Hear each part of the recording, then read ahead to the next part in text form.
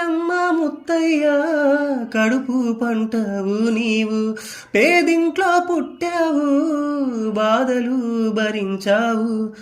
5 అన్నదమ్ములు 7 అక్క చెల్లెలు, పెద్ద కుటుంబం మీది, పేదలతో దోస్తీ నీది.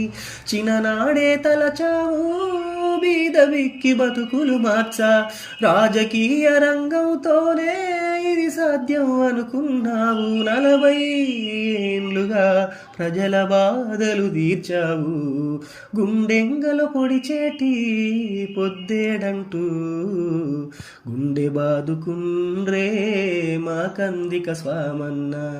మన పల్లె ఆశా దీపం ఆరిపోయేనంటూ అల్లాడిపోయిండ్రే మా కందిక స్వామన్న.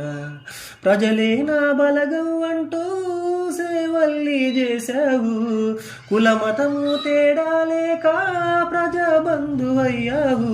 అంతలోనే మమ్ముదిలి తీరని శోకములుంచావు, గుండెంగలు పొడిచేటి పొద్దేడంటూ గుండె బాదుకుండ్రే మా కందిక స్వామన్న.